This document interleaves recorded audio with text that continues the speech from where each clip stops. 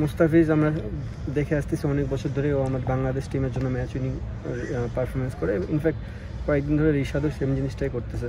I hope যে তারা এই ওয়ার্ল্ড কাপে আমার লাইফটা ইজি করে দিবে। শুরু করেছিল কিন্তু শেষটা হলো আসলে স্বস্তিতেই, বছরের শেষ টি20 সিরিজ সেটাও জয় দিয়ে শেষ করলেন। আমার নিয়ে শুধু নেই ভাই, ভালো। যখন আমি হ্যান্ড ওভার করেছিলাম, আমার দায়িত্ব এসেছিল, আমি চেষ্টা করেছিলাম টিমটাকে বিল্ড করার জন্য। আমার মনে হয় টিমটা যথেষ্ট পরিমাণে এখন গোছানো, ready for the world cup. এখন একটাই জিনিস যে সামনে বিপিএল, সব প্লেয়ারই যে যার ফ্র্যাঞ্চাইজি দিয়ে খেলবে। আই হোপ যে তারা সবাই পারফর্ম করবে এবং সুস্থ থাকে এবং ন্যাশনাল টিমে ব্যাট করবে। লিটন, তা আপনার পুরো ক্যারিয়ারে 16টা 50, ক্যাপ্টেন্সি পাওয়ার পর 5টা 50 এবং যেই 5টা ম্যাচে 50 হাঁকিয়েছেন 5টা ম্যাচে বাংলাদেশ জিতেছে। অর্থাৎ লিটন মানে ম্যাচ জেতানো ইনিংস খেলে। অ্যাজ এ ব্যাটসম্যানের কাজই তো ম্যাচ জেতানো ইনিংস খেলা। আমি আসলে খুব একটা ফলো করি না রেকর্ডে, বাট হলে খারাপ হয় না, ভালো হবে। ইম্প্যাক্ট কতখানি হচ্ছে এটা দেখার বিষয়। আপনি যদি দেখেন, তামিম খুব ভালো ক্রিকেট খেলতেছে, রিসেন্ট খুব একটা বেশি ম্যাচ খেলেনি, বাট ওরও কিন্তু 50 অনেক দূর আগে গেছে। তো আমি চাবো যে ও যেন আরও এই জিনিসটা ছাড়াই যায়, এবং অ্যাজ এ ওপেনার যখন ও কন্টিনিউ বেসিসে রান করবে, অ্যাজ এ ক্যাপ্টেনের জন্য লাইফটা ইজি হয়ে যাবে। তো যে কোনো প্লেয়ারই যদি এই জিনিসটা করতে পারে খুবই ভালো। দাদা ক্যাপ্টেন, আপনি যখন ট্রফিটা জিতলেন, আপনি জেতার পরে যেহেতু অঙ্কনকে নিয়ে বেশ কথা হচ্ছিল, ম্যাচও খেলা হয়নি, কিন্তু আপনি ট্রফিটা নিয়ে কিন্তু অঙ্কনের হাতেই তুলে দিয়েছেন, আমি যতটা দেখেছি। মানে এই তুলে দেওয়াটা বা অ্যাজ এ ক্যাপ্টেনের তো কাজই এটা, মানে আপনি কি ওই জিনিসটাই ব্যাক অফ দ্য মাইন্ডে আপনারও ছিল? আমার মনে হয় যে প্লেয়ারটা নতুন আসে, কারণ অঙ্কনই নতুন এসেছে, এছাড়া তো সব প্লেয়ারই অলমোস্ট খেলা, সো সে ডিজার্ভ করে এটা। কারণ আমি মানে জবে থেকে এই জিনিসটা হ্যান্ড ওভার করেছি অ্যাজ এ ক্যাপ্টেন হিসেবে, আমি সবাইকে যারা নতুন টিমে আসে তাদেরকে দেওয়ার চেষ্টা করেছি। আমি জানি এটা ভালো না খারাপ, বাট আই হোপ যদি সামনেও এরকম কোনো নিউ প্লেয়ার আসে তাদেরকে দেওয়ার চেষ্টা করব। এবং ট্রফিটা নেওয়ার সময় কম্বিনেশন কতটুকু দাঁড়িয়েছে? আপনি কি আপনার মানে কাঙ্ক্ষিত দিন না ভাই, টিম কম্বিনেশন আপনি পেয়েছেন কিনা?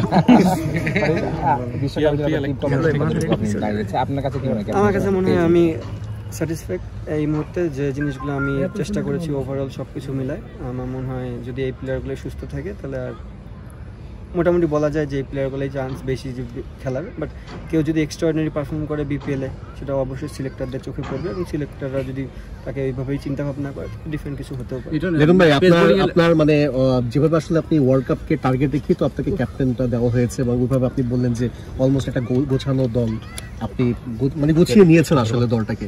কোনো ধরনের কোনো ল্যাকিংস কি পাচ্ছেন, বা আপনার ওয়ার্ল্ড কাপ পর্যন্ত যেহেতু মাঝখানে কোনো সিরিজ নেই, শুধু বিপিএল আছে, মেসেজটা কি থাকবে? মোটামুটি দলটা গোছানোই তো, মানে সত্যি তো কি মেসেজটা থাকবে ওয়ার্ল্ড কাপ পর্যন্ত, কিভাবে কি আপনাদের প্ল্যানিং থাকবে, এবং আপনার মানে ওয়ার্ল্ড কাপে আপনার এক্সপেকটেশনটা কি? ওয়ার্ল্ড কাপের এক্সপেকটেশন তো সবারই হাই। অ্যাজ এ ক্যাপ্টেন হিসেবে চাবো যে সবাই পারফরমেন্স করুক, ইনফ্যাক্ট আমিও যেন পারফরমেন্স করতে পারি। বাট ওই টাইমটাতে কতখানি সবাই আমরা একত্রিত হয়ে খেলতে পারতেছি, সবার সময়টা ভালো যাচ্ছে কিনা, এটার উপর অনেক কিছু ডিপেন্ড করবে। এবং সবাই জানে যে তাদের রোল কী, যেহেতু অনেকদিন ধরে এই ফর্মেটেই খেলতেছে, এবং সামনে অলমোস্ট যারা ফাইনাল খেলবে তারা মানে 12টা ম্যাচের মতন খেলবে। সো আমি 12টা ম্যাচ বাদ দিলাম, 10টা করে তো সবাই ম্যাচ খেলবে।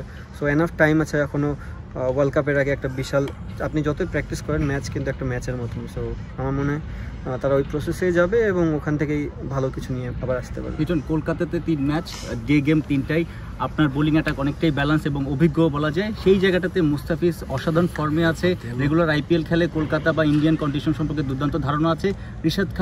রিশাদ হোসেন তো মনে হচ্ছে যে খুব দ্রুত 100 উইকেটও নিয়ে নেবেন, এইভাবেই ফর্মে আছে। তো এই দুজনকে নিয়ে আলাদা কি বলবেন? দেখেন, দুজনই ম্যাচ উইনার। মুস্তাফিজ আমরা দেখে আসতেছি অনেক বছর ধরে, ও আমার বাংলাদেশ টিমের জন্য ম্যাচ উইনিং পারফরমেন্স করে। ইনফ্যাক্ট কয়েকদিন ধরে রিশাদও সেম জিনিসটাই করতেছে। আই হোপ যে তারা এই ওয়ার্ল্ড কাপে আমার লাইফটা ইজি করে দিবে এই সেম বোলিংটাই করে। আপনার তো হোম ভেন্যু বলা যায় কলকাতা, একটা ম্যাচ খেলার অভিজ্ঞতা আছে, ফ্যান বেস তো পাবেন, একটু কি বেশি কনফিডেন্স নাকি? না ভাইয়া, ক্রিকেট মাঠে এত কনফিডেন্স হওয়াটা ঠিক না।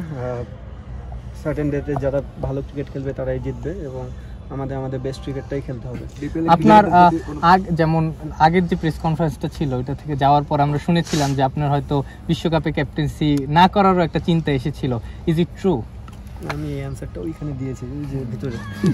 লিটন ভাই একটা প্রশ্ন করতে যাচ্ছি, সেটা হচ্ছে যে ক্যাপ্টেন পাওয়ার হওয়ার আগে কিছু ব্যাড টাইম গেছে আপনার, মানে পারফরমেন্স ওভারঅল সবকিছু মিলে একটু কনফিডেন্সের হয়তো একটু ঘাটতি ছিল। এখন ওভারঅল আপনি 50 করছেন, দল জিতছে, সবকিছু মিলিয়ে এখন আপনার মধ্যে সেই মানে একটা কনফিডেন্সটা আলাদা কেমন আছে এখন? কনফিডেন্স দেখেন আগেও যেমন ছিল এখনও তেমন। যে জিনিসটা আমি বলবো যে আমি যখন ক্যাপ্টেনশিপ হাতে পাই, যদি ওভারঅল আপনি প্লেয়াররা দেখেন আমি খারাপ খেলতেছিলাম।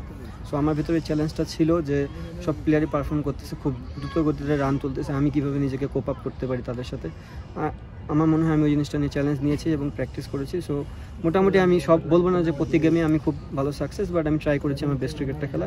ইনফ্যাক্ট সামনেও আমি ওই জিনিসটাই ট্রাই করবো। বিপিএল এ কোনো নির্দেশনা থাকবে কিনা ইনজুরি মুক্ত বা একটু জাস্ট নিজেদের টেক কেয়ার করার বিষয়টা, যেহেতু বিশ্বকাপ কয়েকদিন পরে? না, আপনি কোনো গেমে তো এই জিনিস বলতে পারবেন না যে গেমের মধ্যে ইনজুরি প্রবণতা থাকবে কি থাকবে না, রিস্ক তো অলওয়েজ থাকবে। বাট অ্যাটলিস্ট এটাই বলতে পারি, আমি আশা করতে পারি যেন কারো কিছু না হয়। উপরওয়ালা বলেন, গড বলেন, তাদের কাছে একটা জিনিসই চাইতে পারি যে আমাদের যে প্লেয়ারগুলো আছে তারা যেন সুস্থ থাকতে পারে।